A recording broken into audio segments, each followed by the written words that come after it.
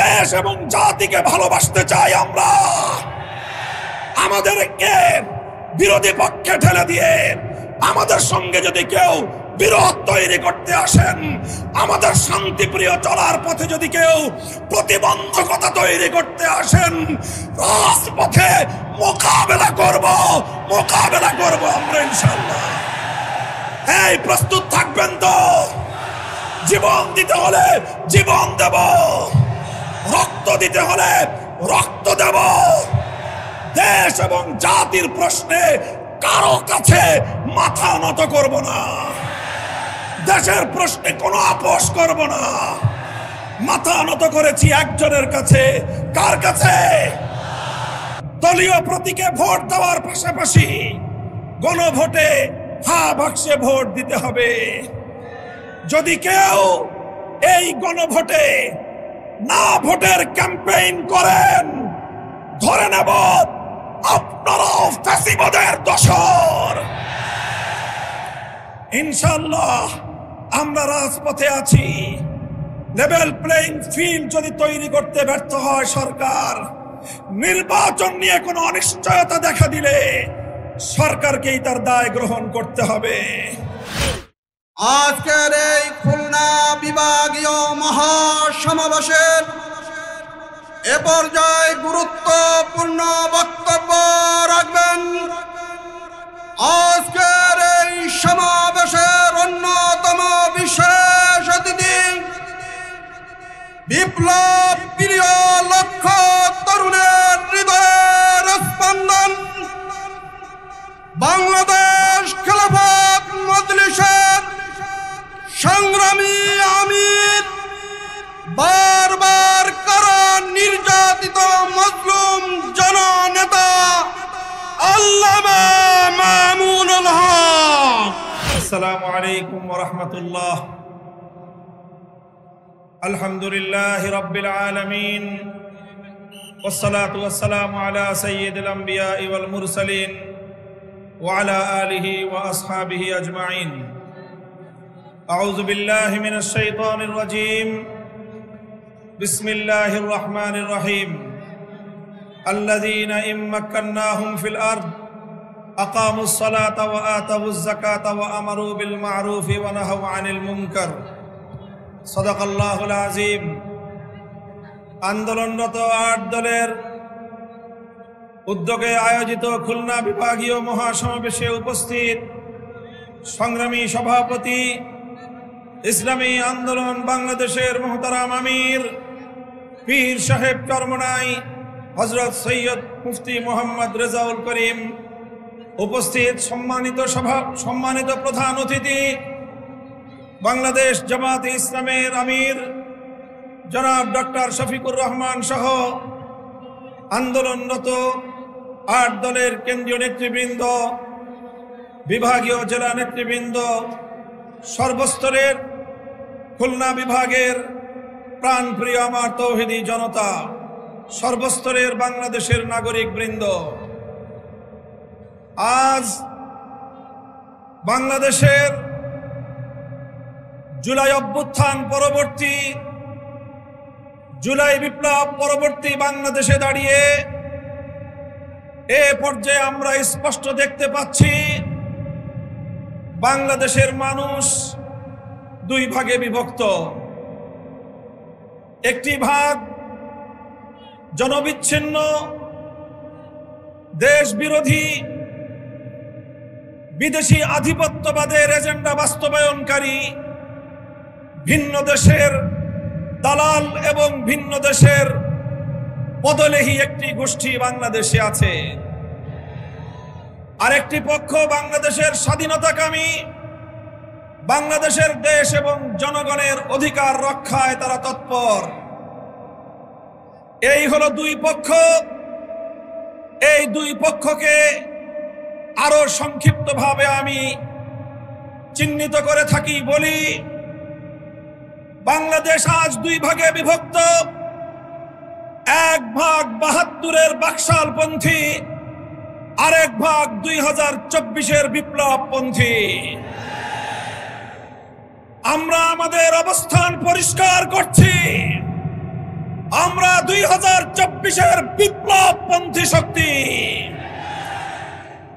আমি সকল রাজনৈতিক পক্ষগুলোকে জাতির সামনে যার যার অবস্থান পরিষ্কার করার আহ্বান জানাই। হয় আপনি 24-এর জুলাইপন্থী, হয় আপনি 24-এর বিপ্লবপন্থী, হয় আপনি বৈষম্য বিরোধী বাংলাদেশের পন্থী, আর না হয় আপনি 72-এর বাকশালের দোসর। স্পষ্ট ভাষায় ঘোষণা করতে চাই, রক্তের সাগর পেরিয়ে 24-এর জুলাই বিপ্লবের পর 5ই আগস্ট মহান বিপ্লবের মধ্য দিয়ে যেই ফ্যাসিবাদ বাংলার সীমান্ত থেকে বিতাড়িত করা হয়েছে, সেই ফ্যাসিবাদ এবং তার কোন দোসর বাংলার ক্ষমতার মসনদে আর আসতে পারবে না ইনশাআল্লাহ। সংগ্রামী দেশবাসী, আমরা বলতে চাই, জুলাই সনদ স্বাক্ষরিত হয়েছে। জুলাই সনদের আইনি ভিত্তির জন্য আমরা ঐক্যবদ্ধ হয়েছিলাম। আমাদের সে ঐক্যের ভিত্তির উপর দাঁড়িয়ে জুলাই সনদের প্রাথমিকভাবে আইনি ভিত্তি কার্যকর হয়েছে, সরকারি আদেশ জারি হয়েছে। আমরা দাবি করেছিলাম জুলাই সনদকে চূড়ান্তভাবে আইনি ভিত্তি প্রদানের জন্য গণভোটের আয়োজন করতে হবে। বাংলার মানুষ সেই গণভোটের মাধ্যমে ইনশাআল্লাহ জুলাই সনদকে চূড়ান্তভাবে আইনি ভিত্তি প্রদান করবে। আমরা বলেছিলাম বাংলাদেশের ইতিহাসের এই তাৎপর্যপূর্ণ গণভোট সংসদ নির্বাচনের সঙ্গে, প্রতীকের নির্বাচনের সঙ্গে একসাথে তালগোল পাকিয়ে এই গণভোটের মাহাত্ম্য নষ্ট করবেন না।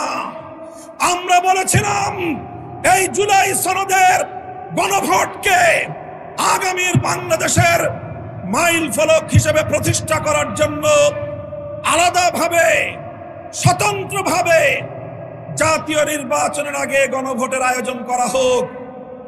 কিন্তু আমরা দেখছি যারা জুলাই সনদের, যারা জুলাই বিপ্লবকে আন্তরিকভাবে গ্রহণ করতে পারে নাই, যারা জুলাই বিপ্লবের বৈষম্য বিরোধী চেতনাকে ধারণ করতে পারে নাই, যারা জুলাই বিপ্লবের ফ্যাসিবাদ বিরোধী সংগ্রামকে ভালোভাবে গ্রহণ করতে পারে নাই, ষড়যন্ত্র করে পর্দার পেছন থেকে কলকাঠি নাড়িয়ে জুলাই সনদের গণভোটকে একই দিনে বাস্তবায়ন করার জন্য বর্তমান সরকারকে তারা বিভ্রান্ত করেছে, পথভ্রষ্ট করেছে। দেশের স্বার্থে, জনতার স্বার্থে, শান্তির স্বার্থে, ঐক্যের স্বার্থে আমরা গণভোটের আয়োজন, হয়তো জুলাই সনদের আয়োজনকে এখন আমরা বলছি স্বতন্ত্র নির্বাচনের মাধ্যমে আলাদা দিন গণভোটের আয়োজনের মধ্য দিয়ে জুলাই সনদ কার্যকর করার এই ঐতিহাসিক পদক্ষেপকে যেন বর্তমান সরকার তার প্রাপ্য সঠিক মর্যাদা দান করে। বলতে চাই, যদি এটা করতে ব্যর্থ হন, ইন্টারিম সরকার, ইতিহাস আপনাদেরকেও ক্ষমা করবে না। ইতিহাস কাউকে ক্ষমা করে না। মনে রাখবেন, ইতিহাসের দায়ে পরিশোধ করতে পারবেন না, কলঙ্ক নিয়ে বিদায় নিতে হবে। পরিষ্কার বলি, আমরা ইনশাআল্লাহ যেই ফ্যাসিবাদ রক্ত দিয়ে বাংলাদেশ থেকে বিদায় করা হয়েছে, বিদেশি প্রভুদের এজেন্ডা বাস্তবায়ন যারা করার জন্য আমার বাংলার স্বাধীন জনপদকে যারা ব্যবহার করেছে, আজও যারা স্বপ্ন দেখছে বিদেশি প্রভুদেরকে খুশি করে আবার ক্ষমতার মসনদে আসবে, তাদেরকে বলতে চাই, বাংলাদেশের মানুষ আজ ঐক্যবদ্ধ। বাংলার মানুষ আজ রাজপথে অবস্থান নিয়েছে। আমরা রাজপথে নেমেছি জুলাই সনদ বাস্তবায়নের গণভোটে হা বাক্সকে বিজয়ী করার মধ্য দিয়ে আগামীর বৈষম্যহীন ফ্যাসিবাদ মুক্ত বাংলার ভিত আমরা তৈরি করব ইনশাআল্লাহ। আপনারা সকলে ঘরে ঘরে দাওয়াত পৌঁছে দিবেন। দলীয় প্রতীকে নির্বাচনের পাশাপাশি দলীয় প্রতীকে ভোট দেওয়ার পাশাপাশি গণভোটে হ্যাঁ বাক্সে ভোট দিতে হবে। যদি কেউ এই গণভোটে না ভোটের ক্যাম্পেইন করেন, ধরে নেব আপনারাও ফ্যাসিবাদের দোসর। ইনশাআল্লাহ আমরা রাজপথে আছি। লেভেল প্লেইং ফিল্ড যদি তৈরি করতে ব্যর্থ হয় সরকার, নির্বাচন নিয়ে কোনো অনিশ্চয়তা দেখা দিলে সরকারকেই তার দায় গ্রহণ করতে হবে। সংগ্রামী সাথী ও বন্ধুগণ, এভাবে রাজপথে যে মহান ঐক্য গড়ে উঠেছে, সে ঐক্যে ৮ দল মোহনায় মিলিত হয়েছে।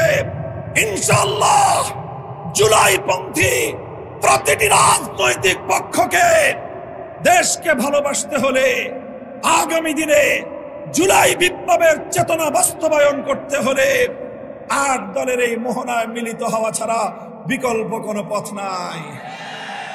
বক্তব্য শেষ করব শেষ প্রাঙ্গণে, শেষ প্রান্তে দাঁড়িয়ে বাংলাদেশের মানুষের অধিকার আদায়ের, আধিপত্যবাদ বিরোধী আন্দোলনের অবিসংবাদিত নেত্রী বেগম খালেদা জিয়ার জন্য আমি দোয়া করছি, সকলকে আহ্বান জানাচ্ছি। তার জন্য, তার দীর্ঘ হায়াতের জন্য, সুস্থতার জন্য আমরা দোয়া করব। দলীয় সংকীর্ণতার ঊর্ধ্বে উঠে দেশ এবং জাতিকে ভালোবাসতে চাই আমরা।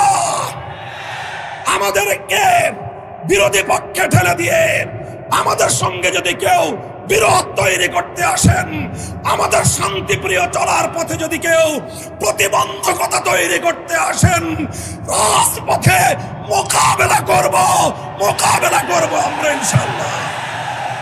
এই প্রস্তুত থাকবেন তো? জীবন দিতে হলে জীবন দেব, রক্ত দিতে হলে রক্ত দেব। দেশ এবং জাতির প্রশ্নে কারো কাছে মাথা নত করব না। দেশের প্রশ্নে কোনো আপোষ করব না। মাথা নত করেছি একজনের কাছে। কার কাছে? ইনশাআল্লাহ আল্লাহর রহমতে আগামীর বাংলাদেশ হবে ইসলামের বাংলাদেশ। নাসরুম মিনাল্লাহি ওয়া ফাতহুন করিব।